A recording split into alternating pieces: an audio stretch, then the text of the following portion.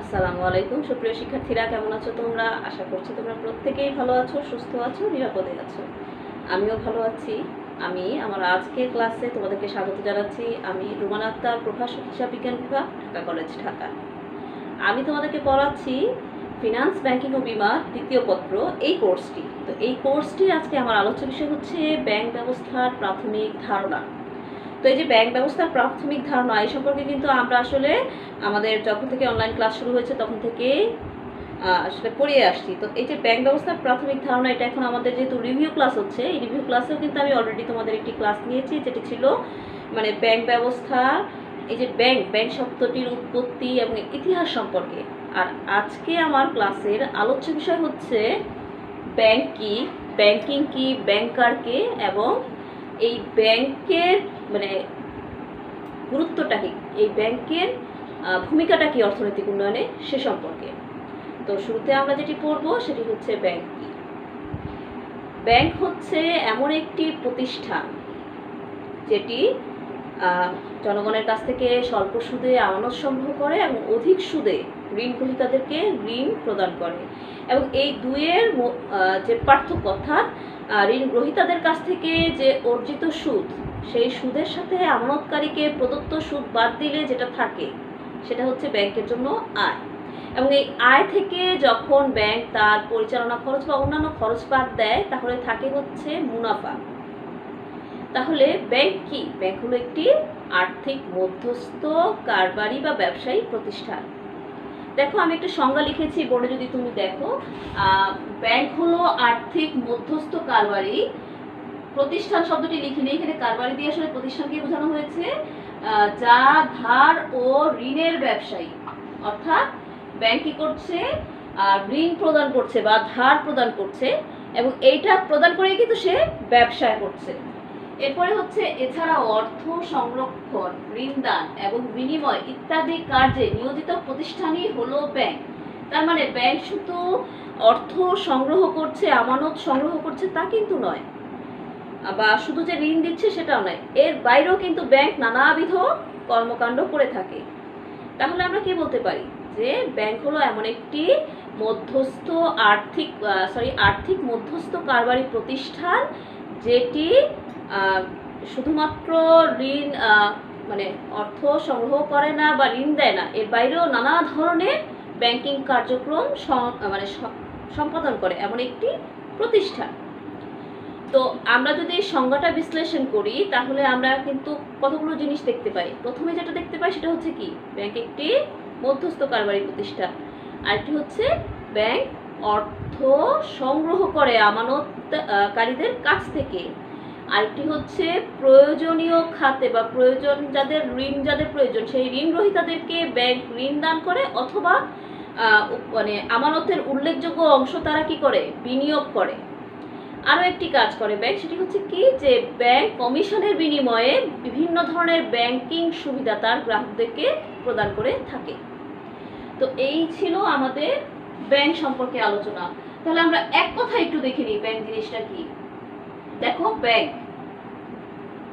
আমানতকারীর কাছ থেকে কম সুদে অর্থ সংগ্রহ করছে, আমানতকারী অর্থ জমা দিচ্ছে ব্যাংকের কাছে। ব্যাংক সেইখানে কি করলো? তার এই যে আমানত সংগ্রহ করলো, করার পরে সে ঋণ দান করলো কাকে? ঋণ গ্রহীতাকে। কিভাবে? অধিক সুদে। এখন অধিক সুদে ঋণ নিয়ে ঋণ গ্রহীতা তার কার্য সম্পাদন করলো। এখন এটা তো আর সারা জীবনের জন্য দিয়ে দেয়নি, তাই না? নির্দিষ্ট সময় পরে কিন্তু এই ঋণটা আবার ফেরত নিবে ব্যাংক। তো যখন ঋণ ফেরত নিবে, তখন ঋণ গ্রহণকারীর কাছ থেকে ব্যাংক ঋণের অর্থ আদায় করবে। এই ঋণের অর্থ আদায় করার পরে ব্যাংকের কাছ থেকে যদি আমানতকারী চেক উত্থাপনের মাধ্যমে তার অর্থ ফেরত চায়, তখন বা বিভিন্ন অন্য কোনো মাধ্যমে, যেমন এটিএম কার্ডের মাধ্যমে বা ডেবিট কার্ডের মাধ্যমে যদি অর্থটা উত্তোলন করতে চায়, তখন ব্যাংক কি করবে? অর্থ ফেরত দিবে কাকে? আমানতকারীকে। এখন এই যে ঋণের অর্থ আদায়, যেটা অধিক সুদে প্রদান করছে, অধিক সুদের আদায়কৃত অর্থ থেকে যখন কম সুদে আমানতকারীকে যে সুদ বা লাভ প্রদান করবে সেটা বিয়োগ করবে, তখন সেটা হচ্ছে ব্যাংকের জন্য লাভ বা মুনাফা। আর এই যে অধিক সুদে ঋণ প্রদান করলো, এটা হচ্ছে কি, এই সুদটা হচ্ছে ব্যাংকের জন্য আয়। আমি আশা করছি তোমরা বুঝতে পেরেছো যে ব্যাংক জিনিসটা কি। এবার আসি আমরা ব্যাংকিং কি। এতক্ষণ তো বললাম ব্যাংক, এবার ব্যাংকিং কি। ব্যাংকিং হচ্ছে একটি ব্যাংক যখন তা কোনো ব্যবসায়ের উদ্দেশ্যে, মানে ব্যাংক ব্যবসায়ের উদ্দেশ্যে মানে তার দ্বারা পরিচালিত সকল কর্মকাণ্ডকে ব্যাংকিং বলা হয়। অর্থাৎ একটি ব্যাংক যেসব কর্মকাণ্ড পরিচালনা করে সেটাই হলো ব্যাংকিং। এটা হলো সাধারণ অর্থে। এবার আসি ব্যাপক অর্থে। ব্যাপক অর্থে হলো যখন একটি ব্যাংক মুনাফা অর্জনের উদ্দেশ্যে জনসাধারণের নিকট থেকে চলতি, স্থায়ী এবং মেয়াদি হিসাবের, মানে আমাদের তো হিসাব তিনটা, তাই না? এই তিনটা হিসাবের মাধ্যমে যখন জনগণের কাছ থেকে আমানত সংগ্রহ করে, সেই আমানত, সংগ্রহিত আমানত আবার ঋণ হিসাবে প্রদান করে, বা জনসাধারণের কাছ থেকে চেক গ্রহণ করে বা পরিশোধ করে, তারপরে হচ্ছে বিল বাট্টা করে, প্রত্যয়পত্র, পে অর্ডার, ব্যাংক ড্রাফট কমিশনের বিনিময়ে ইস্যু করে। এছাড়াও গ্রাহকের পক্ষে যদি ব্যাংক কোনো বিনিময় বিলে স্বাক্ষর করে ইত্যাদি সমস্ত কাজটাই হচ্ছে কি ব্যাংকিং। তাহলে এবার আমরা দেখে নিই যে ব্যাংকিং সম্পর্কে আমি একটি সংজ্ঞা লিখেছি, দেখো। Banking is the business of a banker. অর্থাৎ ব্যাংকিং হলো একজন ব্যাংকার পরিচালিত কারবার বা ব্যবসায়। The keeping or management of a bank, যা ব্যাংকের হচ্ছে কি ব্যবস্থাপনা বা রক্ষণাবেক্ষণের কাজ করে থাকে। অর্থাৎ ব্যাংক শুধু তো ব্যবস্থাপনা কি কাজ করে, তার যে সুবিধাগুলো আছে, তার যে সেবাগুলো আছে, যেটা সে গ্রাহকদেরকে, জনসাধারণকে প্রদান করে, সেই সুবিধাগুলো, সেই সেবাগুলোর ব্যবস্থাপনা এবং রক্ষণাবেক্ষণ করে। এই কাজগুলোই হচ্ছে কি ব্যাংকিং। তার মানে হচ্ছে, এটা যদি আমি এক কথাই বলতে চাই যে একজন লোকের বা একটা প্রতিষ্ঠানের যে ব্যবসা রয়েছে, ব্যাংক ব্যবসা, এবং সেই ব্যবসার যে ব্যবস্থাপনা এবং রক্ষণাবেক্ষণের কাজ, তার পুরোটাই হচ্ছে ব্যাংকিং। এরপরে দেখো আছে তো এই যে আমি ব্যাংকিং পড়লাম, তাহলে ব্যাংকিং এর কাজগুলো কি কি সেটা আমি শুরুতেই বলেছি, আমি আরো একবার বলছি। ব্যাংকিং এর কাজ হলো একটি ব্যাংকের সমগ্র যে কর্মকাণ্ড রয়েছে তার সমন্বিত রূপ। একটি ব্যাংকে কি কি কাজ হয়?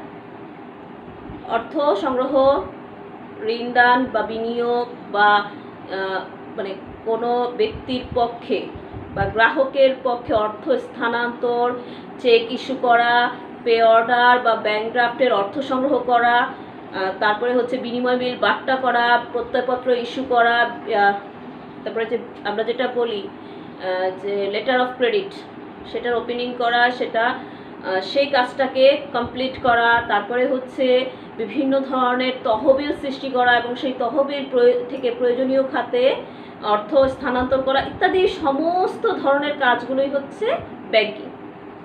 তো এবার আসি ব্যাংকার।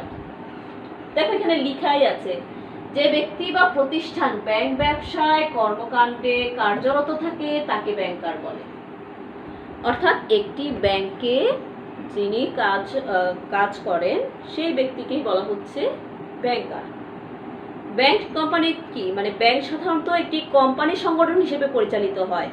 তো যেহেতু কোম্পানি সংগঠন হিসেবে পরিচালিত হয়, তার মানে এই ব্যাংক প্রতিষ্ঠানটির কিন্তু অনেক স্তরের কর্মকর্তা এবং কর্মচারী বা কর্মী রয়েছে, যেমন চেয়ারম্যান, মহাব্যবস্থাপক, ব্যবস্থাপক, পরিচালক, এছাড়া অন্যান্য যারা জেনারেল কর্মচারী রয়েছেন বা কর্মকর্তা রয়েছেন, তাদের প্রত্যেককেই কিন্তু ব্যাংকার বলা হয়।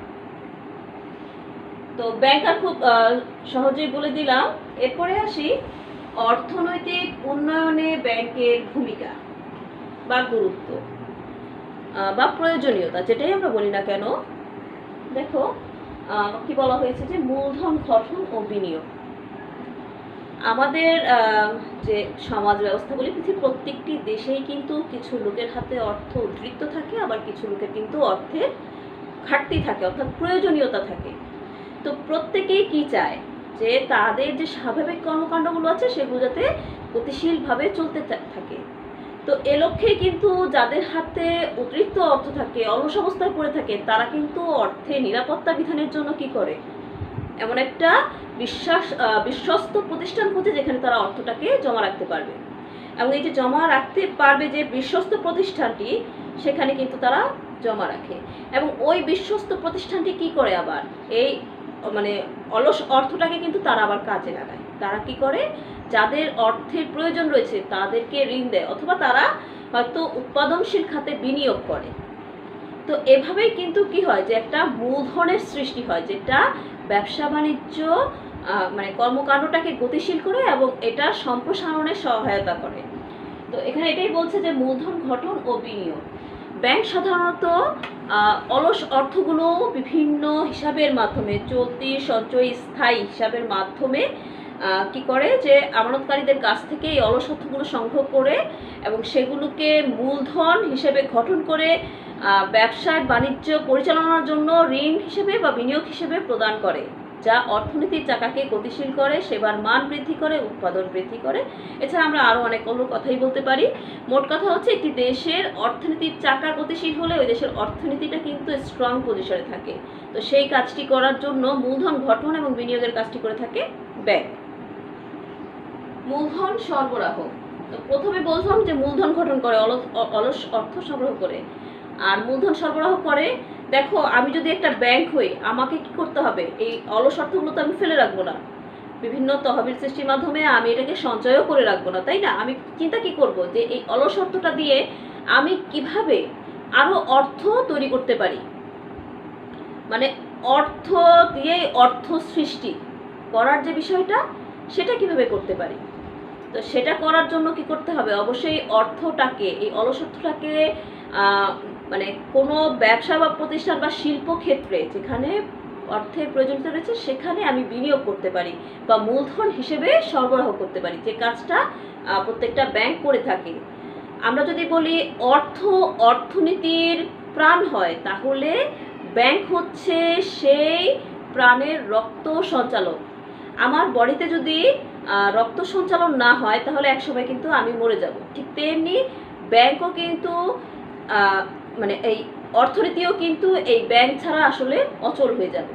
এবং বর্তমান বিশ্বে সব ধরনের ব্যবসার ক্ষেত্রে, সেটা কৃষি বলি, সেটা যোগাযোগ পরিবহন খাত বলি, সেটা শিল্প খাত বলি, সব ক্ষেত্রে কিন্তু আসলে এই অর্থের প্রয়োজন রয়েছে। আর এই অর্থটা, এই মূলধনটা সরবরাহ করে থাকে কি, ব্যাংক।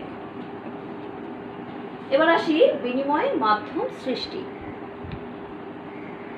পৃথিবীর প্রত্যেকটা দেশে কিন্তু নোট বা মুদ্রা ইস্যু করে বা প্রচলন করে ইস্যু করে কেন্দ্রীয় ব্যাংক। এবং এই কেন্দ্রীয় ব্যাংক পরে কি করে, এই মুদ্রাটা বাজারে প্রচলন ঘটানোর জন্য বা এই মুদ্রার ব্যবহারের জন্য বা এই মুদ্রাটাকে আরও স্প্রেড করার জন্য বাণিজ্যিক ব্যাংকগুলোকে কিন্তু বা অন্যান্য ব্যাংকগুলোকে কাজে লাগায়। তার মানে একটা দেশের বিনিময়ের যে মাধ্যম, সেটা সৃষ্টি করে হচ্ছে ব্যাংক। এখন বাণিজ্যিক ব্যাংক বা অন্যান্য ব্যাংকগুলো কিভাবে এই বিনিময়ের মাধ্যম সৃষ্টি করে সেটা জানবো। দেখো, যখন তোমার কাছে নগদ টাকা না থাকে কিন্তু তোমার পকেটে যদি একটা এটিএম কার্ড থাকে, তুমি কিন্তু নিশ্চিন্ত মনে ঘোরাফেরা করবে।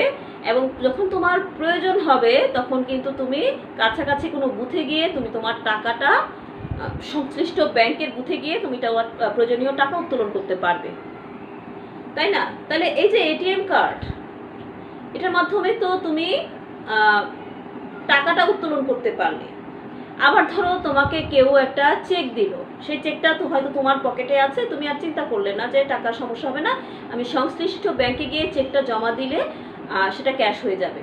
অর্থাৎ নগদের সমতুল্য, নগদ নয় কিন্তু নগদের সমতুল্য কিন্তু অনেক ধরনের ডকুমেন্টস বা দালিলিক পত্র রয়েছে, যেগুলো কিন্তু বিনিময়ের মাধ্যম সৃষ্টি করে। যেমন বাণিজ্যিক ব্যাংক কর্তৃক ইস্যুকৃত চেক, তারপরে বিনিময় বিল, ব্যাংক ড্রাফট, প্রত্যয়পত্র ইত্যাদিও কিন্তু এই ধরনেরই দালিলিক যে পত্রগুলো রয়েছে, সেগুলো যেগুলো তোমাকে প্রয়োজনে অর্থ সংস্থান করবে, অর্থাৎ তোমার নগদের সমতুল্যভাবে এগুলো কিন্তু তোমাকে অর্থের যোগান দেবে।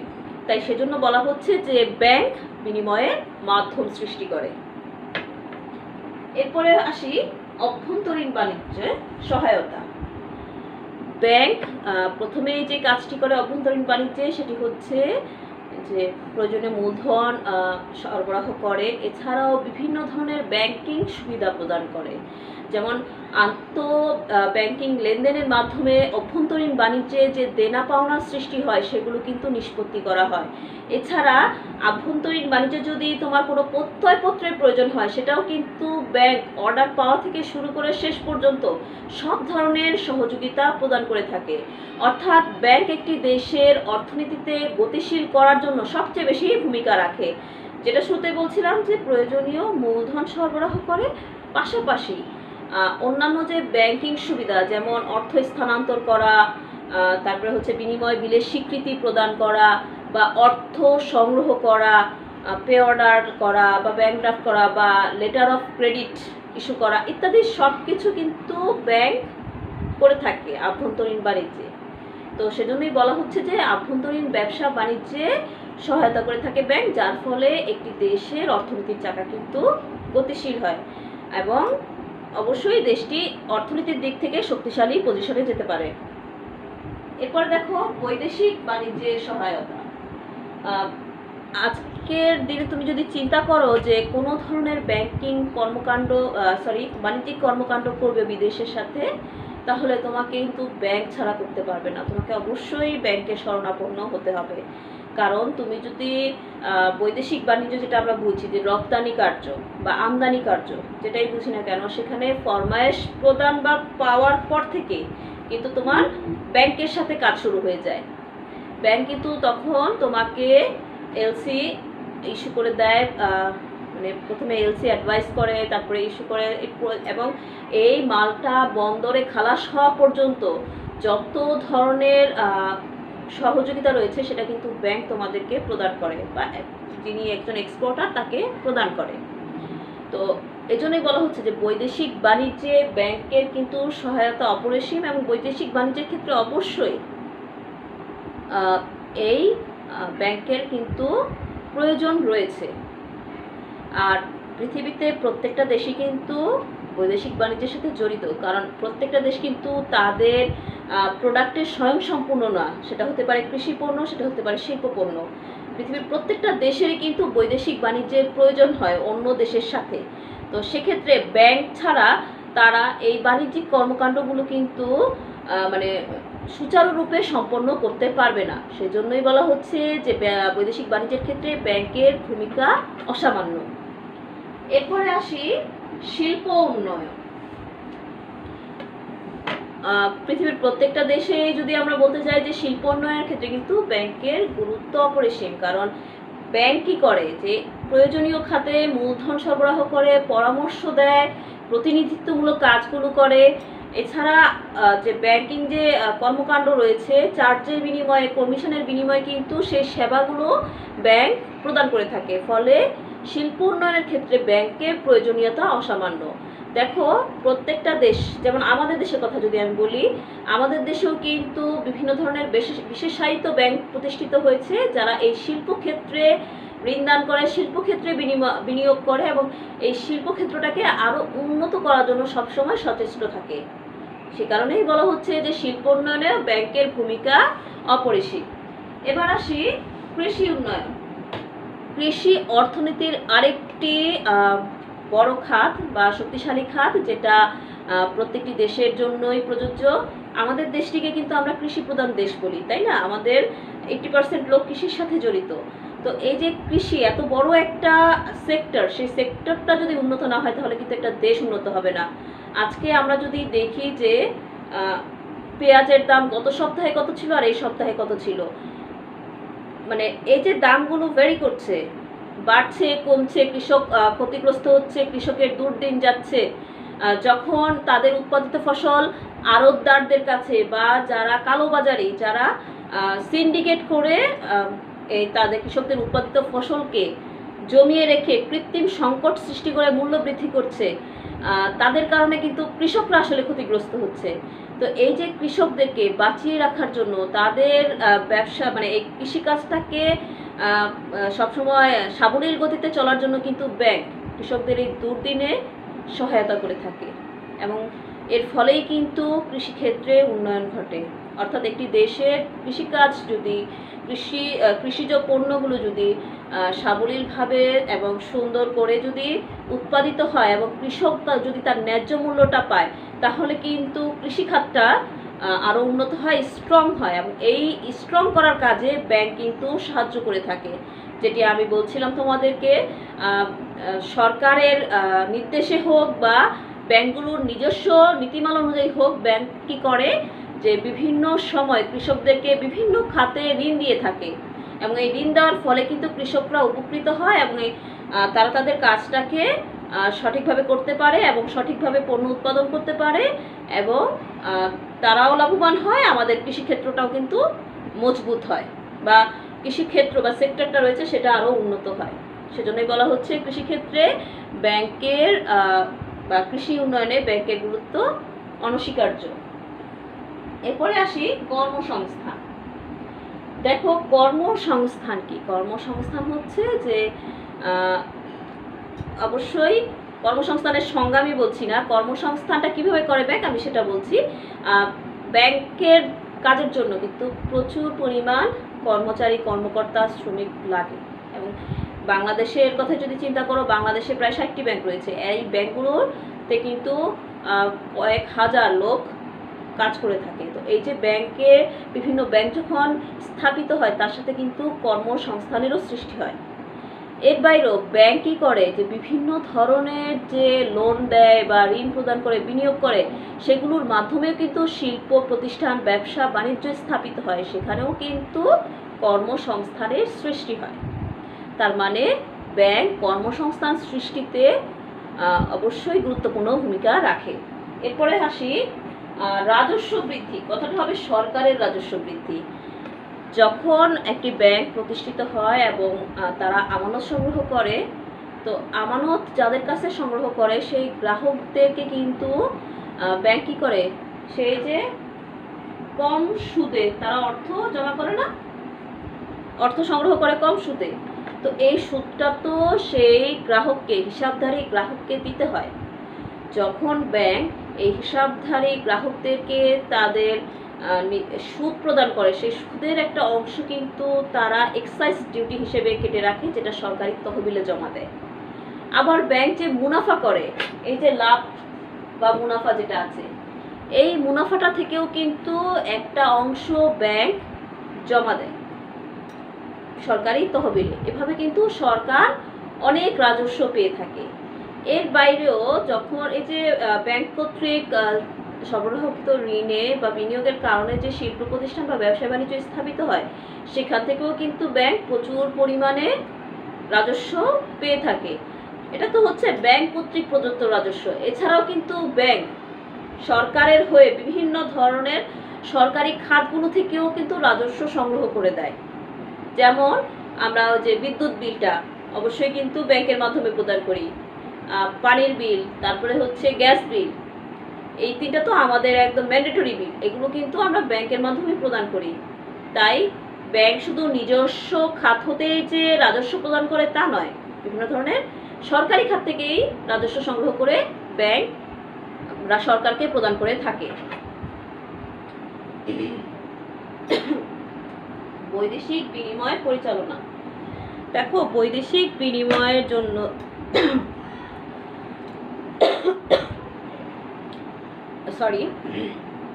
বৈদেশিক বিনিময় পরিচালনা করার জন্য অবশ্যই কি করতে হয়, বিনিময় হার নির্ধারণ করতে হয়। আর এই বিনিময় হার নির্ধারণের কাজটি কিন্তু করে থাকে কে? অবশ্যই ব্যাংক করে থাকে। সেটা কি কেন্দ্রীয় ব্যাংক করে না বাণিজ্যিক ব্যাংক করে? কেন্দ্রীয় ব্যাংকের নির্দেশনা থাকে, সেই অনুযায়ী বাণিজ্যিক ব্যাংকগুলো কাজ করে থাকে যে বিনিময়ের হারটা কি হবে।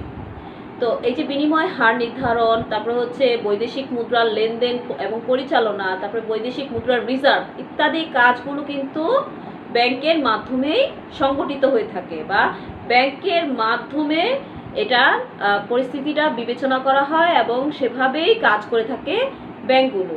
আমার কথাটা বোধহয় বোঝা গেল না, আমি আবার বলছি যে ব্যাংকগুলো কি করে বৈদেশিক বিনিময় পরিচালনার ক্ষেত্রে যে বিনিময়ের হার নির্ধারণটা সেটা করে থাকে। তারপরে হচ্ছে ব্যাংক এই বৈদেশিক মুদ্রার লেনদেন এবং এই বৈদেশিক মুদ্রার গতিবিধি কোথায় সেটাও নিয়ন্ত্রণ করে থাকে। অবশ্যই কেন্দ্রীয় ব্যাংক এই নিয়ন্ত্রণটা করে। আর এই যে অর্থের লেনদেনটা হচ্ছে, বৈদেশিক মুদ্রার যে লেনদেনটা হচ্ছে, সেটা কোন কোন খাতে যাচ্ছে সেটার নজর রাখে হচ্ছে বাণিজ্যিক ব্যাংকগুলো। অর্থাৎ যে ব্যাংক থেকে গ্রাহক বৈদেশিক মুদ্রার লেনদেন করবে, সেই ব্যাংক কিন্তু এই অর্থটা সম্পর্কে, এই বৈদেশিক মুদ্রাটা সম্পর্কে তথ্য সংগ্রহ করে কেন্দ্রীয় ব্যাংককে জানায়। তো এভাবে শুধু কেন্দ্রীয় ব্যাংক নয়, বাণিজ্যিক ব্যাংক বা আরও যে আদিষ্ট কোনো ব্যাংক থাকলে সেই ব্যাংকগুলো এই বৈদেশিক বিনিময়ের কাজটাকে সম্পন্ন করে থাকে। বর্তমান সময়ে যদি আমি বলতে চাই, তাহলে বলা যায় যে কোনো ব্যবসা প্রতিষ্ঠান বলি বা অন্য কোনো কিছু যদি বলি, ব্যাংক ছাড়া কিন্তু চলতে পারে না। No business can run without banking. ঠিক আছে, ব্যাংকের মাধ্যমে এটা রান করতে হয়। অর্থাৎ ব্যবসা বাণিজ্য রান করতে গেলে তোমার ব্যাংকের প্রয়োজন হবেই। আরও একটি কথা কিন্তু বলা হয়েছে যে ব্যাংক হলো nerve centre of economy, modern economy. অর্থাৎ আধুনিক অর্থনীতির নার্ভ সেন্টার বা স্নায়ু কেন্দ্র হলো ব্যাংক। তাই ব্যাংকের কিন্তু অপরিসীম ভূমিকা রয়েছে একটি দেশের উন্নয়নে। আমি আরও অনেকগুলো পয়েন্ট হয়তো বলতে পারতাম তোমাদেরকে, যেমন বৈদেশিক বাণিজ্যে অর্থ সংস্থান করতে পারে ব্যাংক, তারপরে হচ্ছে আরও অনেকগুলো আছে যেগুলো তোমরা আমার ক্লাসে আলোচনা করে দিব।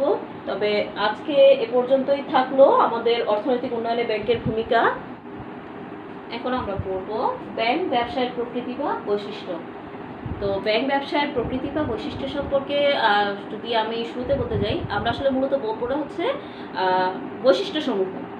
তো তাহলে বৈশিষ্ট্যের শুরুতে যেটা দেওয়া আছে, দেখো, মধ্যস্থ ব্যবসায় প্রতিষ্ঠান। ব্যাংক এমন একটি প্রতিষ্ঠান যেটি অর্থ উৎপাদনও করে না, অর্থ মানে তার নিজের অর্থও নয়, কিন্তু তারপরেও কিন্তু সে ব্যবসা করছে। কিভাবে করছে? ব্যাংক এক পক্ষ অর্থাৎ মালিক পক্ষের কাছ থেকে অর্থ সংগ্রহ করে ঋণ গ্রহীতাকে ঋণ প্রদানের মাধ্যমে মধ্যস্থ কারবারি প্রতিষ্ঠান হিসেবে ব্যবসা করছে। অর্থাৎ অন্য আরেকজনের অর্থ সংগ্রহ করে অপর আরেকজনকে ঋণ দিচ্ছে, এবং যে অর্থটা সে সংগ্রহ করছে সেই অর্থের মালিক কিন্তু সে নয়, সেই অর্থের ব্যবহারকারীও সে নয়, সেই অর্থের উৎপাদকও সে নয়, কিন্তু তারপরেও কিন্তু সে তার ব্যবসায় কর্মকাণ্ড পরিচালনা করছে এই আর্থিক কর্মকাণ্ডগুলো পরিচালনার মাধ্যমে। সেজন্যই বলা হচ্ছে যে মালিক পক্ষ এবং ঋণ গ্রহীতা পক্ষ, এই দুই পক্ষের মাঝে থেকে ব্যাংক ব্যবসা করে বিধায় একে বলা হচ্ছে মধ্যস্থ ব্যবসায়ের প্রতিষ্ঠান। এটি কি করে? মালিক পক্ষ তথা আমানতকারীর কাছ থেকে স্বল্প সুদে অর্থ সংগ্রহ করে সেই অর্থটাকে আবার অধিক সুদে ঋণ গ্রহীতাদের কাছে বা বিভিন্ন ব্যবসায় বাণিজ্যে বা শিল্প প্রতিষ্ঠানে ঋণ হিসেবে প্রদান করছে। সেজন্যই বলা হচ্ছে যে ব্যাংক হলো ধার করা অর্থের ধারক। অর্থাৎ সে একটি এমন একটি প্রতিষ্ঠান যেটি মধ্যস্থ মানে মাঝে থেকে, দুই পক্ষের মাঝে থেকে ব্যবসা করছে, সেজন্যই মধ্যস্থ কারবারি প্রতিষ্ঠান। এরপরে দেখো লেখা হয়েছে অর্থ ও ঋণের ব্যবসায়ী। ব্যাংক কিসের ব্যবসা করে বলো তো? তার পণ্যটা কি? কোন পণ্যটা সে বিক্রয় করে বা কোন সেবাটা সে বিক্রয় করে? ব্যাংকের পণ্য বা সেবা হলো ধার বা পণ্য বা সদ, আমরা যেটাই বলি না কেন সেটা হলো ধার বা ঋণ, যেটা ব্যবহার করে বা যেটা বিক্রয় করে, যেটা সরবরাহ করে ব্যাংক মূলত তার ব্যবসায়িক কর্মকাণ্ড পরিচালনা করে। অর্থাৎ ব্যাংক নিজে অপর কোনো পক্ষ হতে ঋণের মাধ্যমে হোক বা সঞ্চয় সংগ্রহের মাধ্যমে হোক বা বিভিন্ন হিসাবের মাধ্যমেই হোক অর্থ সংগ্রহ করে এবং সেই সংগ্রহিত অর্থকে ঋণ স্বরূপ অন্য কোনো ব্যক্তি বা প্রতিষ্ঠানকে দিয়ে থাকে। এজন্য অধ্যাপক কেয়ারসন কিন্তু যথার্থই বলেছেন যে ব্যাংক হলো মধ্যস্থ আর্থিক কারবারি প্রতিষ্ঠান যা ধার বা ঋণের ব্যবসায়ী, যার পণ্য বা সেবা হলো বা সওদা হলো ধার বা ঋণ। এবার দেখি বৃহদায়তন প্রকৃতি। দেখো মানে বৃহদায়তন প্রকৃতি এখানে মূলত বলা হয়েছে যে আকার বা আয়তন বা ব্যবসা প্রতিষ্ঠানের ধরন এ সম্পর্কে আসলে বলেছে। তো পৃথিবীর প্রতিটা দেশেই ব্যাংক কিন্তু এক মালিকানা বা অংশীদারি বা কোম্পানি সংগঠন হিসেবে গঠিত হতে পারে, এক্ষেত্রে কোনো আইনগত বাধা নেই। তা সত্ত্বেও ব্যাংকগুলো কিন্তু কি হয়, বৃহদায়তন প্রকৃতির হয়। আমাদের দেশের কথা যদি আমরা চিন্তা করি, সরকারি ব্যাংকগুলো ছাড়া বাকি যেসব ব্যাংক প্রতিষ্ঠিত হয়েছে সবই কিন্তু লিমিটেড প্রতিষ্ঠান হিসেবেই প্রতিষ্ঠিত হয়েছে। অর্থাৎ যৌথ মূলধনী কোম্পানি বলি বা কোম্পানি সংগঠন বা কোম্পানি আইন অনুযায়ী কিন্তু এগুলো গঠিত এবং পরিচালিত হচ্ছে। সেজন্য বলা হচ্ছে যে ব্যাংক বৃহদায়তন প্রকৃতির হয়ে থাকে। তবে আমেরিকায় কিন্তু আবার একক ব্যাংক রয়েছে বা অংশীদারি ব্যাংক রয়েছে। তো এজন্য বলা হচ্ছে যে আইনগত বাধা নেই, তারপরেও ব্যাংকিং সাধারণত বৃহদায়তন প্রকৃতির হয়ে থাকে। এরপরে দেখো বলা হয়েছে আর্থিকভাবে সচ্ছল। আর্থিকভাবে সচ্ছল, ঋণ পরিশোধের ক্ষমতাকে সচ্ছলতা বলা হয়। আর ব্যাংককে অবশ্যই আর্থিকভাবে সচ্ছল হতে হয়, কারণ গ্রাহককে তার উত্থাপিত চেকের অর্থ চাহিদা মাত্র পরিশোধ করতে হবে ব্যাংকে, এবং সেটা তখনই সে করতে পারবে যখন তার কাছে পর্যাপ্ত পরিমাণ লিকুইড মানি থাকবে। সেজন্য বলা হয়ে থাকে যে একটি ব্যাংকে তার তারল্যকে মানে সামঞ্জস্যপূর্ণ অবস্থায় রাখতে হবে। অন্য কোনো ব্যবসার জন্য এই সচ্ছলতা মানে অপরিহার্য না হলেও ব্যাংক ব্যবসার ক্ষেত্রে কিন্তু সচ্ছলতা অপরিহার্য। প্রত্যেকটা ব্যাংকের জন্য কিন্তু কেন্দ্রীয় ব্যাংক কর্তৃক নির্দেশিত বিধিমালা রয়েছে যে তারা তাদের যে মূলধন রয়েছে তার ন্যূনতম সীমা তাদেরকে সংরক্ষণ করতে হবে, এবং সেই সীমার হারটা কিন্তু কেন্দ্রীয় ব্যাংক বলে দিয়েছে। অর্থাৎ প্রত্যেকটা ব্যাংকে তাদের সচ্ছলতা মেনটেন করার জন্য কেন্দ্রীয় ব্যাংক কর্তৃক নির্দেশিত পরিমাণ অর্থ তাদেরকে লিকুইড হিসেবে রাখতে হয়, তারল্য হিসেবে রাখতে হয়। সেটাই বলছে যে প্রত্যেকটা ব্যাংক আর্থিকভাবে সচ্ছল। যেমন আমরা যদি বলি যে পরিশোধিত মূলধন কিন্তু তাদের রাখতে হয়, যেটা 400 কোটি টাকা, সেটা হয়তো ভবিষ্যতে 500 কোটি হয়ে যাবে। তারপরে তাদের স্ট্যাটুটরি রিজার্ভ এসআরআর রাখতে হয়, তাই না? তারপরে হচ্ছে লিকুইডিটি রেশিও রাখতে হয়। মানে ব্যাংকে কিন্তু অনেক কিছু মেনটেন করতে হয়, যার কারণে প্রত্যেকটা ব্যাংক কিন্তু সচ্ছলতার প্রতীক। এরপরে আসি, এখানে দেখো নিরাপত্তার প্রতীক। সারা বিশ্বেই ব্যাংক নিরাপত্তার প্রতীক হিসেবে বিবেচিত হয়, কারণ আমরা নিজেদের ঘরের থেকে ব্যাংকে অর্থটা রাখাকে বেশি নিরাপদ মনে করি। কারণ কোনো কারণে যদি ব্যাংক ক্ষতিগ্রস্ত হয় তারপরেও কিন্তু আমরা আমাদের অর্থ ফেরত পাবার ব্যাপারে নিশ্চিন্ত থাকি। এর কারণ কি? এর কারণ হচ্ছে ব্যাংক সততা এবং সুনাম বজায় রাখার জন্য, তাদের ব্যবসায়িক কার্যক্রমটাকে গতিশীল রাখার জন্য তারা কিন্তু অবশ্যই গ্রাহকদের অর্থ এবং নিজেদের যে সম্পদ রয়েছে সেটা নিরাপত্তা বিধানের জন্য আভ্যন্তরীণ নিয়ন্ত্রণ ব্যবস্থাটাকে কিন্তু তারা খুব কঠিনভাবে পরিচালনা করে, যাতে জনগণের অর্থ নিরাপদ থাকে এবং তাদের যে সম্পদ রয়েছে ব্যাংকিং কার্যক্রম পরিচালনার জন্য সেটাও যাতে নিরাপদ থাকে। তাই সারা বিশ্বেই ব্যাংক নিরাপত্তার প্রতীক হিসেবেই কিন্তু বিবেচিত হয়। এরপরে হচ্ছে কি দেখো, বিশ্বস্ততার প্রতীক। মানুষ কিন্তু বাসায় অর্থ রাখার চাইতে ব্যাংকে অর্থটা রাখা যেমন নিরাপদ মনে করে, তেমনি ব্যাংক কিন্তু জনগণের কাছে আস্থাভাজন বা বিশ্বাসের প্রতীক হিসেবেও বিবেচিত হয়। কারণ ব্যাংক যদি জনগণের অর্থের নিরাপত্তা বিধান না করতে পারে তাহলে ব্যাংকের কাছে কিন্তু মানুষ মানে ব্যাংকের যে সুনাম, যে আস্থাটা, সেটা জনগণের কাছে কিন্তু নষ্ট হয়ে যাবে। তাহলে ব্যাংক যেমন মানে তাদের ব্যবসায়িক কর্মকাণ্ড আর পরিচালনা করতে পারবে না অথবা অসুবিধার সম্মুখীন হবে। সে একই কারণে যদি ব্যাংক গ্রাহকদের স্বার্থ সুরক্ষার বিষয়টি নিশ্চিত না করে, তাদের কোনো তথ্য, তাদের যে অর্থ সম্পদ সেটা যদি সঠিকভাবে সংরক্ষণ করতে না পারে, তাহলে কিন্তু জনগণ ওই ব্যাংকগুলোর প্রতি বিশ্বাস হারাবে। এবং এই বিশ্বাসটা ধরে রাখার জন্যই কিন্তু ব্যাংক কী করে, যে তাদের প্রত্যেকটা গ্রাহকের আর্থিক সুরক্ষা নিশ্চিত করে। কারণ যদি দেখো, ব্যাংক ব্যবসার ক্ষেত্রে কিন্তু সুনাম এবং বিশ্বস্ততাটা অত্যন্ত গুরুত্বপূর্ণ। অনেক নতুন ব্যাংক আছে যারা তাদের বিশ্বস্ততার সুনাম, কাজের সুনামের কারণে খুব দ্রুতই ভালো পজিশনে যেতে পারে। আবার কিছু পুরাতন ব্যাংক আছে যারা কিন্তু লোকসানের মুখ দেখে, একই কারণে যে তারা তাদের কাজটা সুনামের সাথে করেনি এবং বিশ্বস্ততার জায়গাটায় তারা হেরফের করেছে। তো এই জন্যই বলা হচ্ছে সারা বিশ্বে ব্যাংক হলো বিশ্বস্ততার প্রতীক। এরপরে দেখো বলা হয়েছে মূলধন গঠনের কারখানা। প্রত্যেকটি দেশের মূলধন বাজারের একজন শক্তিশালী সদস্য হিসেবে ব্যাংক সেই মূলধন বাজারে কিন্তু মূলধন সরবরাহ করে। অর্থাৎ একটি দেশের ব্যবসা বাণিজ্য বা শিল্প উন্নয়নের ক্ষেত্রে বা কৃষি উন্নয়নের ক্ষেত্রে কিন্তু ব্যাংক তাদের মূলধন গঠন করে প্লাস সেই মূলধন সরবরাহ করে।